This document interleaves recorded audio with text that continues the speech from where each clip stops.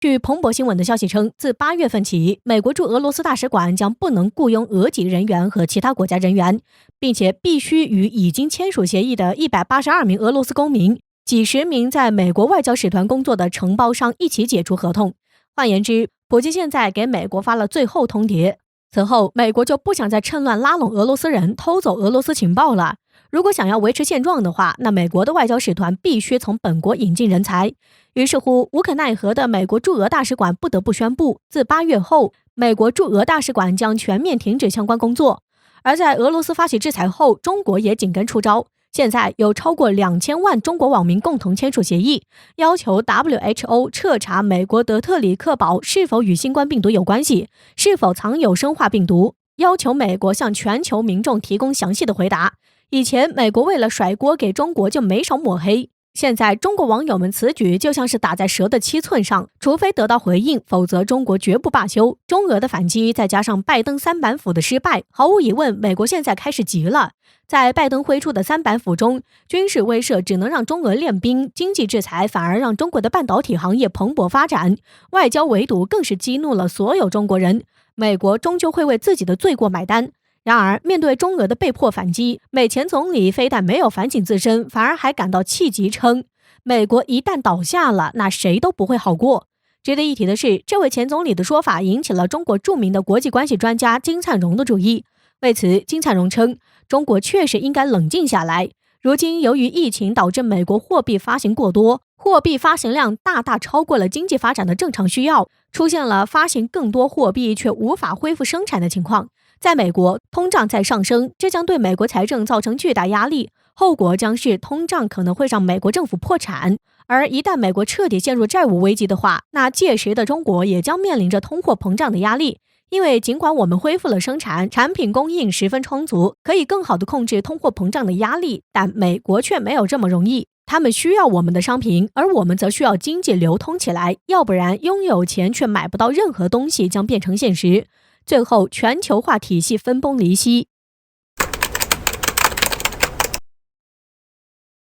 日前，第11届东亚峰会外长会正式展开。该峰会与东盟峰会是同一个时间举行的年会，相当于一个论坛性质的会议。主办方就是东盟轮值主席国，一个由东盟主导的地区性论坛。按道理，讨论的主题应该是以东南亚国家的合作发展为主，可美日两国却在此峰会上提起中国、妄议中国涉疆涉港等人权问题。据悉，王毅外长在这次东亚峰会上共做出2次发言，一次是谈合作，另一次则是在美日发言攻击中国后对两国的痛骂。事实上，在近段时间以来，美国方面就不断的拉近与东盟国家的关系，仅在8月份第1周就连续展开5次与东盟的对话。美国国务卿布林肯甚至还在近日亲自访问印度尼西亚。美国一系列举动，相关专家对此分析，美国方面是想用这种方式让东南亚国家也都加入反华阵营。顺着这个角度来看，倘若该专家所言是对的，那么美日公然在东亚峰会上攻击中国，很可能是为之后的拉拢进行铺垫。至此，王毅外长2次发言予以严厉驳斥。王毅表示，果然不出所料，美国等个别国家试图利用这个多边平台对中国内政进行攻击抹黑，涉疆涉港事务均为中国内政，你们对中国内部事务进行造谣抹黑，严重违反了国际关系的基本准则，以及破坏了国家主权平等原则。王毅指出，对于这种恶劣的行为，你们来一次，我们就坚决驳斥一次。解气的是，王毅外长终于把这句话说了出来。他在会上明确指出，要是论种族灭绝，美国才是那个犯下了真正的反人类罪。这些年来，新疆维吾尔族人口增长翻番，人均寿命以及居民的收入都在持续上涨，而且教育水平也越来越高。相比之下，美国当前对印第安人的做法才是真正的种族灭绝。在此背景下，美国对新疆的发展视而不见，这种偏执典型的西方式傲慢无礼。至于涉港问题，想让港独势力再次上街，王毅强硬表示让美日死了这条心。在东亚峰会上，美日本就是以观察员的身份参加，如今却反客为主，更是体现了西方式的傲慢无礼，企图挑拨中国和东盟国家的关系。中国吃这一套吗？东盟又是否会相信？就连新加坡总理李显龙都在此次紧跟王毅外长其后，警告美国，咄咄逼人挑战中国会造成灾难性后果，而执意把中国当成敌人，美国将会面对一个更强大的对手。由此可见，随着事态的发展，越来越多的国家开始清醒，选择不入美国阵营。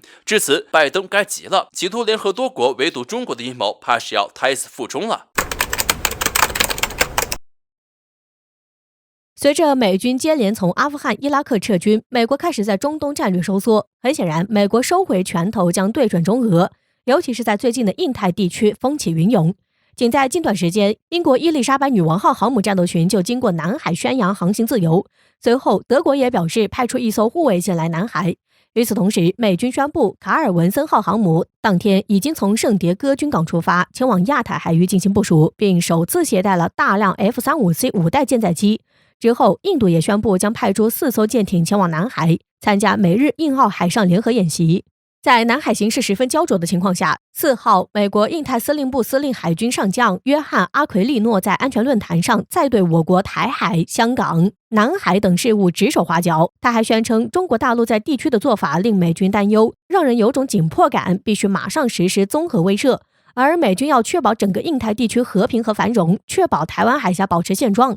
在被问到美军是否会协防时，他表示，美国仍有世界上最强大的军队，以应对所有突发状态，很显然就是要协防台湾了。谁是南海和平稳定最大的搅局者？美国心里没点数吗？美国又想用他在中东用的那些伎俩妖魔对手意识形态，夸大炒作对手威胁所谓的国际秩序，而自己扮成维护地区和平稳定的世界警察角色。很显然，美国重点已经完全偏向印太地区，忙着和中国做斗争。然而，以色列可不答应。在8月5号，以色列国防部长本尼甘茨宣布，以色列准备在伊朗发动袭击，以色列军队也准备好应对可能包括伊朗在内的多线冲突。事情起因是在7月29号，以色列公司旗下的莫瑟街号邮轮在阿曼附近海域遭到无人机袭击，造成2名船员死亡。当天还在没有证据的情况下，以色列、英国、美国就第一时间谴责伊朗发动邮轮袭击事件。对此，伊朗方面强烈回应，否认发动袭击，并称他们一致性的指控毫无根据。之前红海水域伊朗商船被袭击，英国等国却保持沉默，这次却对伊朗带有政治偏见的指控，如果有证据就应该拿出来。分析称，很难不让人联想到这是一场自导自演的阴谋。当美国要把重心放在亚太、中东地区出现权力真空，所以以色列必须要搞事，不惜向伊朗宣战，将美国再次拖回中东。而在印太这边，日本和台当局也跳得异常欢，想办法拖住美国人。美国极有可能陷入多线作战，日子肯定不会好过，最终可能落得竹篮打水一场空的下场。近期以来，以美国为首的一些国家不断挑战我国的耐心，把我方的警告、劝阻当成践踏我国底线的碳水器。我们一再的劝告以美国为首的这些国家放弃一些无用的想法，不要挑战中国的耐心，但是他们不但不听劝，反而还蹬鼻子上脸。因此中国的态度已经变了，我们不再用语言来规劝，而是开始用行动来证明了。据相关消息报道称，近日中国海事局发布公告，8月6号开始，解放军将在南海举行为期5天的军事演练，任何无关船舰不得驶入禁区。此次8点连线禁区的划分也是扩大到了10万平方公里，这样大的禁区划分也引起了社会各界的关注，成为了世界媒体的焦点。报道称，对于此次的演练计划，有越南记者表示，他们从未见过如此大规模的军演，这必定是有一定的准备的。如此大规模进行军事演习，我军必定是有备而来的，所以也可能投入更高级化的军事武器。对此，有相关分析人士认为，这样的时间点设立的刚刚好。之前，德印两国就声称要在近日派出海军前往南海航行，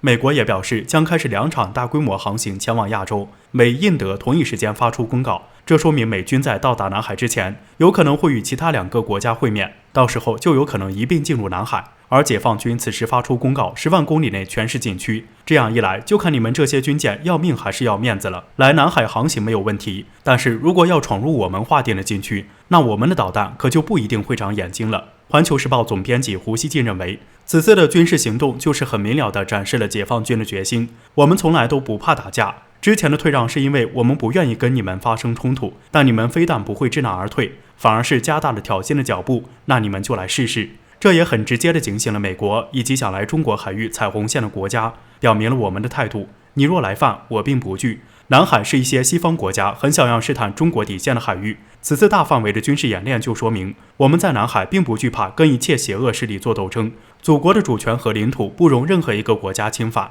你若执意来侵犯，那我们就开火。犯我中华者，虽远必诛。中国是世界大国，我们必定有大国的作风。对于朋友，我们必定导喜相迎，但如果有一些豺狼虎豹想吃炮灰，那我们必定会紧握猎枪，严阵以待。